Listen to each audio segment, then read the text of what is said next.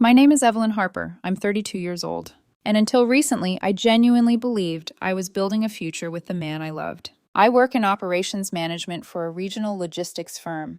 Not glamorous, not flashy, but stable. I make sure systems run the way they're supposed to. I've always valued structure, predictability, clear rules. Love, I thought, worked the same way. My boyfriend, Daniel, and I had been together for just over 3 years. We met through mutual friends, one of those casual nights that turns into something serious before you realize it's happening. He was charming in a quiet way, thoughtful, intelligent, the kind of man who made you feel chosen. At least that's how it felt at first. It took me far too long to realize our relationship wasn't a duet. It was a trio. The third person was Marissa, Daniel's best friend since college. Female, confident, brilliant in the way that makes everyone else feel like they're always catching up. She called herself his platonic soulmate, and everyone laughed like it was clever instead of alarming. Marissa had an opinion on everything. The way I dressed, the way Daniel and I communicated, the restaurants we chose, the pace of our relationship. She framed every criticism as concern. "You're steady, Evelyn," she once said, smiling like she was doing me a favor. "Some people aim higher. That's not a flaw, it's just wiring." Daniel laughed when she said it. I didn't. Whenever I questioned why Marissa had so much input in our private decisions, Daniel brushed it off. "She just wants what's best for us." Us. Somehow I was always the one outside that circle. The worst part wasn't the comments. It was how Daniel listened. Every disagreement I had with Marissa felt like a personal betrayal to him. If I pushed back, I was defensive. If I asked for space, I was controlling. If I expressed discomfort, I was insecure. I told myself it wasn't worth fighting over. I loved him. And love, I believed, meant compromise. But one night stripped away the last of my patience. A Saturday. A bar Marissa liked. Expensive, loud, curated. She'd already been drinking when I arrived. By the third round, the polish slipped. "You ever wonder what it's like," she slurred, leaning in close, "to cheat and never get caught?" I froze. "My husband thinks I'm at a conference," she laughed. "I was actually in a hotel downtown with someone from work." Before I could speak, she shoved her phone into my hand. Videos, photos, messages. Proof. Then she smiled at me. "You're cool, right? What happens here stays here." I looked at her and nodded. Of course. She airdropped everything to my phone. Every file. Every lie. She thought she was sharing a secret. What she actually did was hand me the detonator to her entire life. I didn't react. I didn't confront her. I saved everything. And for the first time in 3 years, I wasn't angry. I was patient. Because people like Marissa believe they're untouchable. They're always wrong. I didn't delete the files. That's what a kinder person might have done. The kind of person who still believed in fairness as a default setting. The kind of person who thought shame was enough to correct behavior. But by the time Marissa swayed out of that bar and laughed into the night air like the world owed her applause, I wasn't operating on kindness anymore. I was operating on clarity. I got her into a cab because I'm not a monster. Because no matter how much she'd enjoyed treating me like a dull background character in my own relationship, I still wasn't going to leave a drunk woman on a curb in heels. She slid into the back seat, lipstick smeared, hair slightly undone, eyes bright, with the reckless confidence of someone who has never faced consequences. She leaned forward through the space between the seats and pointed at me with a sloppy, playful menace. "Don't be weird about this, Evelyn," she said. The driver glanced at me in the mirror. I smiled like everything was normal. "Of course," I said. "I won't be weird."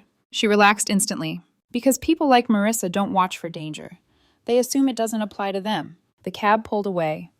I stood there for a moment, cold air pressing against my skin, the streetlights washing everything in that ugly orange glow that makes the world look tired. Then I walked to my car, slid into the driver's seat, and stared at my phone like it was a loaded weapon. Because it was. By the time I got home, Daniel was already there. He was in our living room, bare feet on the coffee table, scrolling on his phone with the calmness of someone who had never questioned whether he belonged in any space. He looked up and smiled. "There you are," he said. "How was it?" There was something almost sweet in his voice. Like he genuinely believed this was a normal part of my week. Like bonding with Marissa was a requirement for dating him, the same way you bond with someone's mother or their siblings. Like she was family. I hung my coat slowly. "It was fun," I said. He lit up, relieved. "She likes you," he said, as if that should have comforted me. "You just have to stop taking her so personally. That's how she is." That's how she is. A sentence that had excused every insult, every overstep, Every boundary she bulldozed like it was her job. I walked into the kitchen, poured a glass of water, and watched my hands stay steady. No shaking, no rage, just a deep, quiet awareness settling into my bones. Daniel followed me, leaning against the counter. So, he asked, did she say anything about me? I took a sip. She talked, I said carefully. His eyebrows lifted. About what?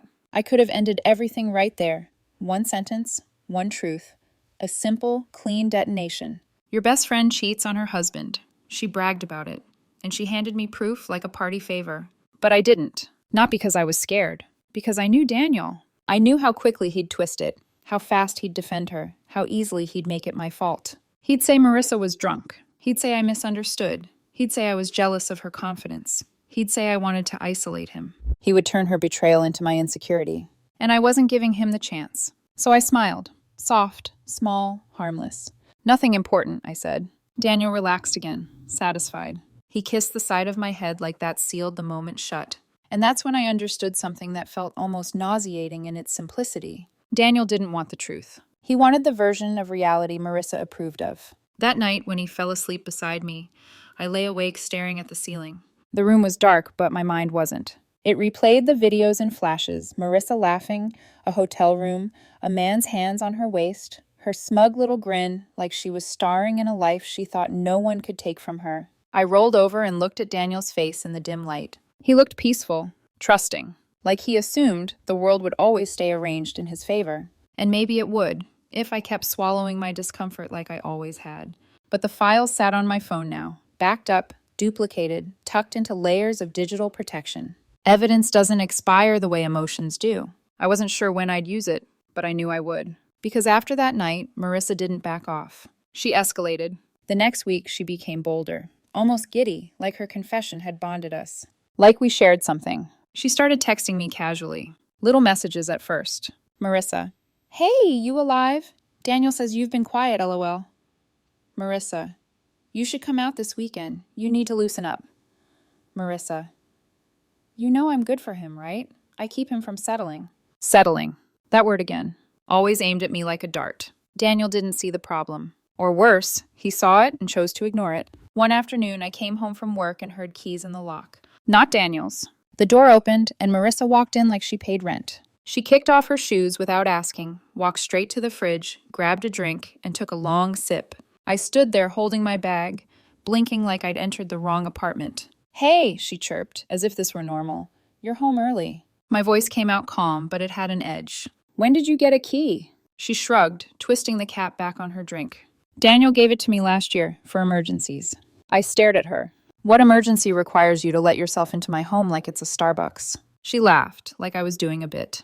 Relax, don't be dramatic. Then, the most infuriating part, she tilted her head and smiled like she was studying me. You don't mind, right? I minded. I minded so much my teeth ached. But the way she asked it wasn't a question, it was a test. I didn't answer her. I walked past her into the bedroom, dropped my bag, and sat on the edge of the bed with my hands clasped together like I was in a courtroom waiting for the verdict. When Daniel got home that evening, I didn't yell. I didn't cry. I just said it plainly, the way you say something that should be obvious to any adult with a functioning spine. Marissa has a key to our apartment, I said, and I want it back. Daniel's face tightened instantly, not with concern for me, but irritation at the inconvenience of my boundary. Evelyn, he sighed, it's not a big deal. It is to me. She's had it for a year. And you never told me. He rubbed his forehead like I was exhausting. It was for emergencies. What emergencies? I asked. Because the only emergency I see is that your best friend doesn't know what a boundary is. And Daniel's eyes sharpened. And then he said the line I'd heard 100 times, only this time it landed like a slap. This is about your insecurity, not Marissa. There it was. The framing. The manipulation disguised as logic. If I objected, it meant I was broken. If I asked for respect, it meant I was controlling. I stared at him, heart thudding slow and heavy. No, I said quietly. This is about our home, and who has access to it.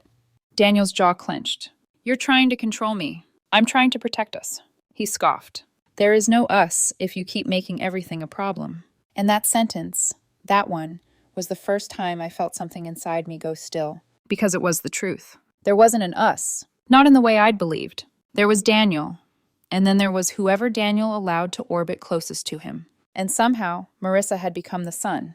Daniel stormed into the bedroom and shut the door hard enough that the frame rattled. I stood there in the living room, alone, listening to the silence settle like dust after a collapse. That night, I slept on the couch. Not because he told me to, because I couldn't stand lying next to a man who made me feel like asking for basic respect was a character flaw. The next morning, Daniel acted like nothing happened. Coffee, small talk, his hand brushing my shoulder like we were fine. But I wasn't fine. And Marissa? Marissa was thrilled. A few days later, Daniel announced it over breakfast like he was offering a gift. "We're having a little get-together this weekend," he said. "Just you, me, Marissa, and a few friends." I looked up slowly. He kept chewing like this was normal. "I think it's time we talk about this jealousy issue properly," he added. My stomach tightened. An intervention. They were staging an intervention. I set my fork down gently, and I smiled. "Sure," I said. "That sounds like a good idea." Daniel's shoulders relaxed with relief, like he'd expected a fight and was pleased not to get one. He had no idea that my calm wasn't surrender. It was strategy, because now I knew what they were doing. They weren't trying to fix a relationship. They were trying to train me, to sit quietly, to accept humiliation, to apologize for reacting to disrespect. They wanted a performance from me. And that's when the plan finally formed with terrifying clarity. Fine, I would give them a performance. But when the curtain fell, none of them would be applauding.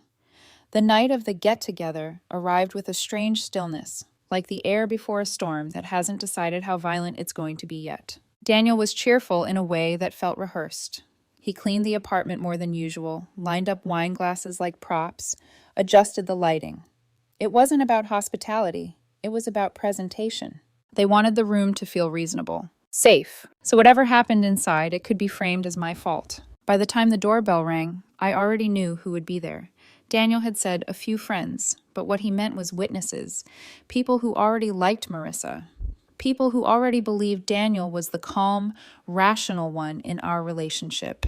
Marissa arrived first, of course. She hugged Daniel like she always did, full body, lingering, possessive, then turned to me with a polite smile that didn't reach her eyes. "Hey, Evelyn," she said softly. "I'm really glad you agreed to this." As if I were the problem child who'd finally agreed to family therapy. 3 more people followed. Friends of Daniel's, acquaintances of mine, no one neutral, no one unprepared. They settled into the living room, glasses in hand, small talk floating awkwardly through the air. Laughter felt forced. Everyone was waiting for permission to get uncomfortable. Marissa leaned against the counter like she owned the place. Daniel stood beside her, shoulder to shoulder, the visual alignment not subtle enough to miss. Then Daniel clapped his hands once. "Okay," he said lightly. "Let's just talk." The word just did a lot of work. What followed wasn't a conversation. It was a slow, methodical dissection. One by one, people spoke, not angrily, not cruelly, but with that calm certainty that makes doubt feel inevitable. A friend talked about trust. Another mentioned emotional safety. Someone suggested therapy. For me, of course. Every sentence circled the same conclusion without ever stating it outright. Evelyn is the problem. Marissa waited until last. She set her glass down carefully, stood, and smiled at everyone like she was about to give a keynote speech. "I've known Daniel for over 10 years, she began. "We've always supported each other. Our friendship is built on honesty." She paused, glanced at me. I would never come between him and someone he loves.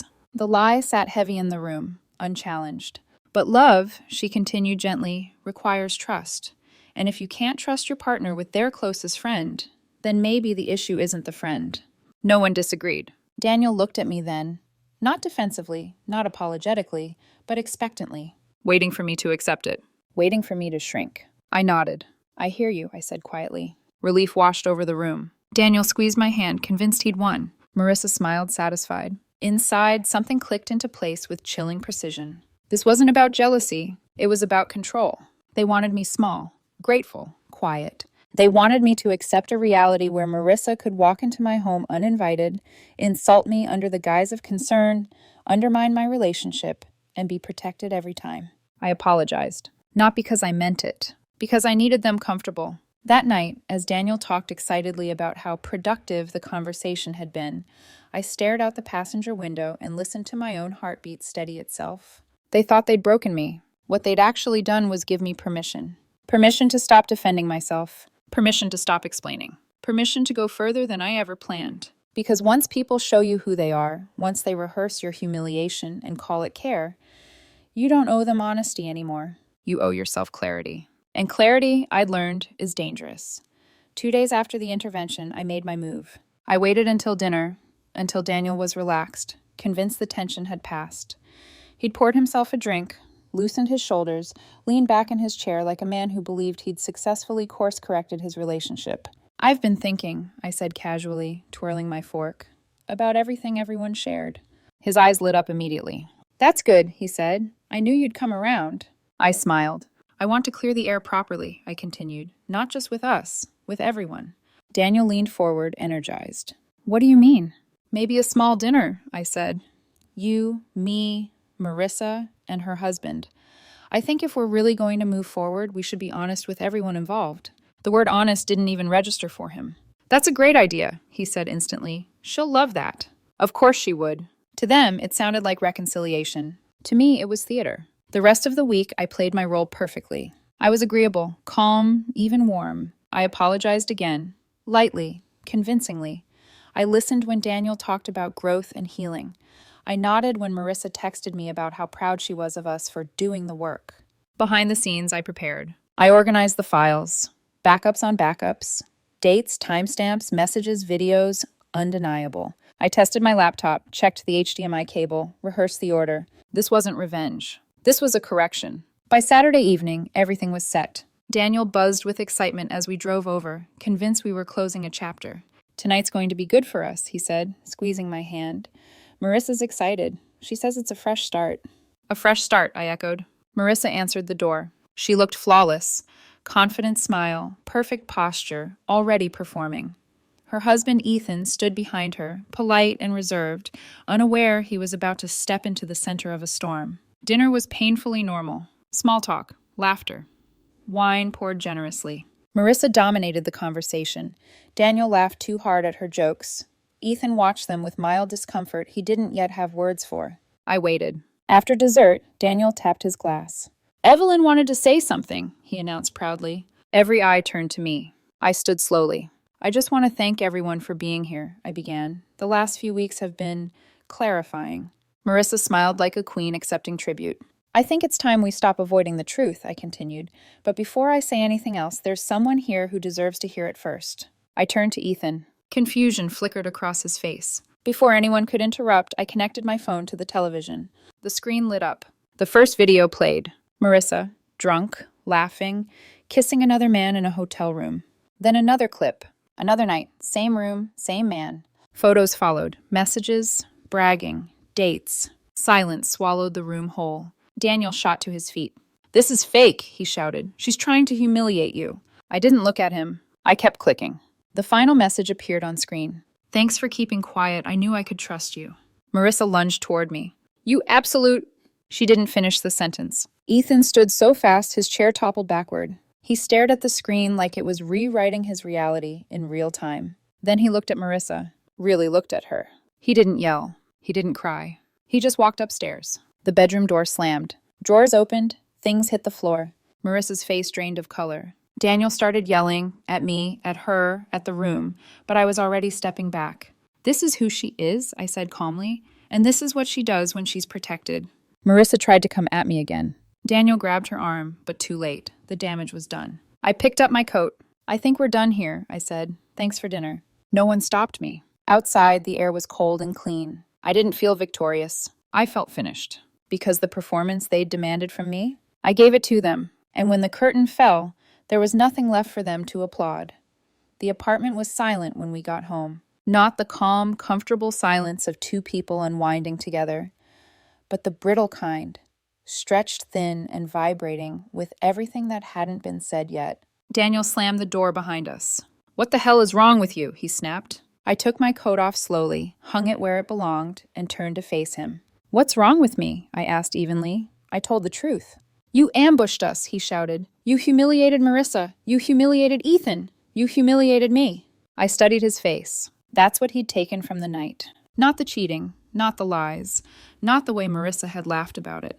Just his embarrassment. "She humiliated herself," I said. "I just stopped helping her hide it." Daniel laughed, sharp, disbelieving. This is insane. You blew up everyone's lives because you couldn't handle that I have a best friend.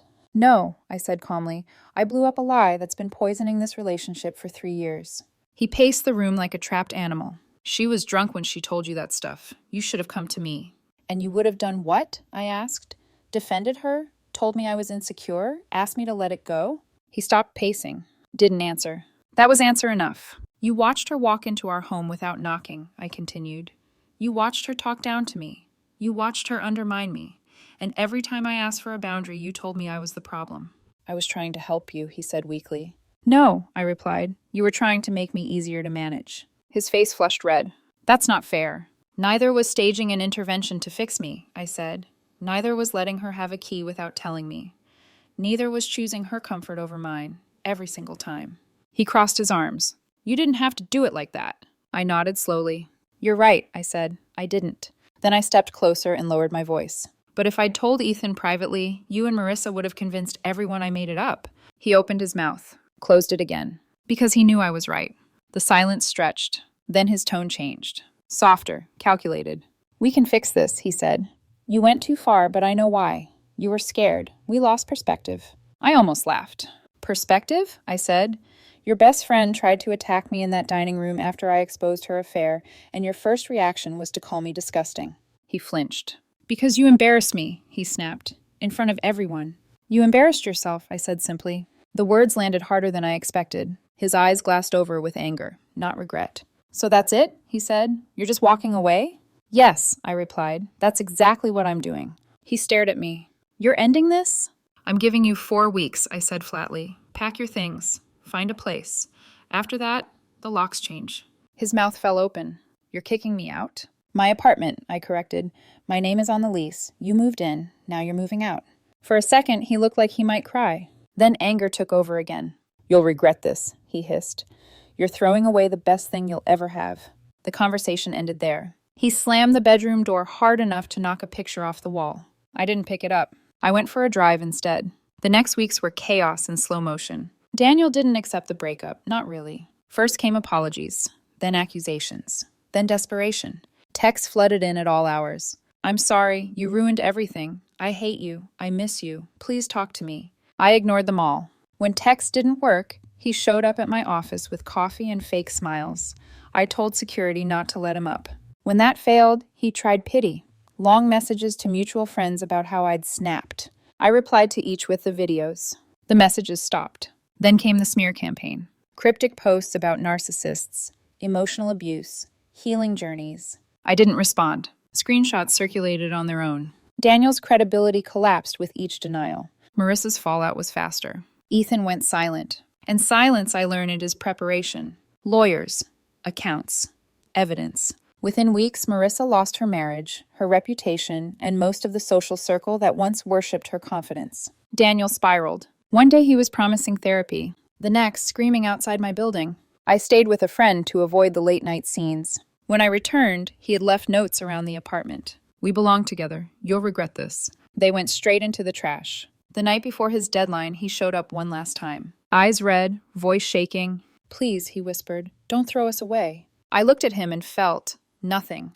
I'm not throwing anything away, I said. It's already gone, and you were the one who burned it. He didn't argue. He just turned and walked down the hall. The next morning, he was gone. Keys on the counter. Closet empty. The apartment was finally silent. 2 days later, HR emailed me. Daniel had filed a complaint, vague accusations, claims I'd been emotionally abusive. I met with HR that afternoon. I brought receipts, texts, messages, office visits, timelines. They closed the case within a week. His last attempt at control failed. It wasn't peace. Not yet. But it was the first real step toward it. And somewhere in the wreckage he and Marissa were standing in, the consequences were just getting started. By the time November settled in, the chaos had burned itself out. Not with a bang, but with exhaustion. Daniel drifted into quiet damage control mode. No more dramatic texts, no more appearances outside my building. Just absence. The kind that comes when someone finally realizes there's nothing left to grab onto. Marissa's unraveling was louder. She posted vague quotes about healing, about being misunderstood, about strong women who intimidate fragile people.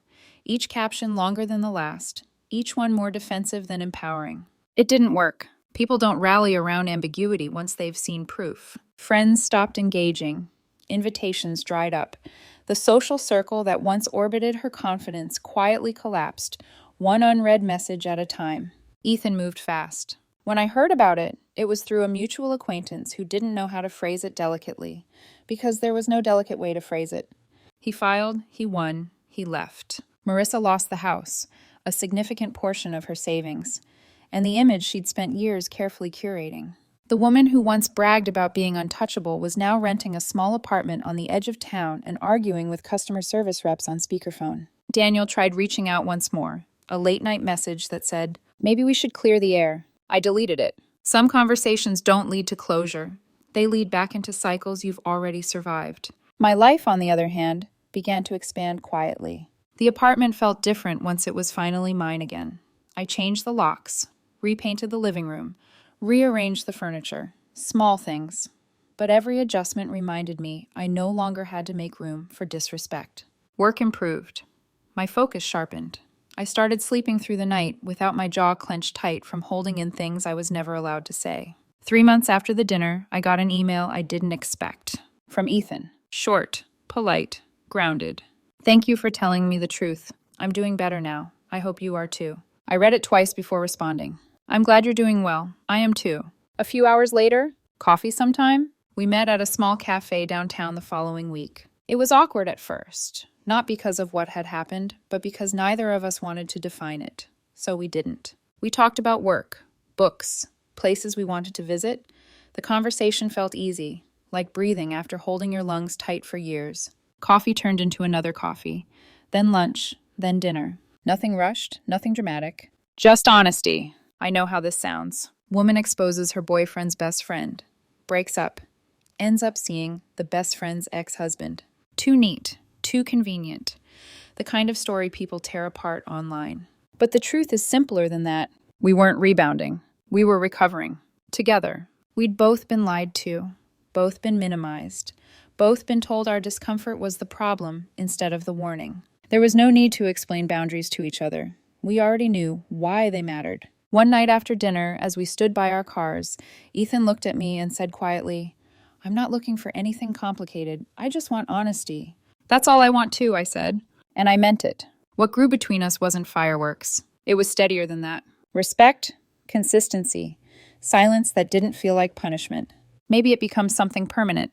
Maybe it doesn't. But whatever it is, it's real. Looking back, Daniel once told me I needed to show humility, to apologize, to make myself smaller so someone else could feel important. In the end, the only people who ended up kneeling were the ones who believed they were untouchable. Daniel lost the relationship he took for granted.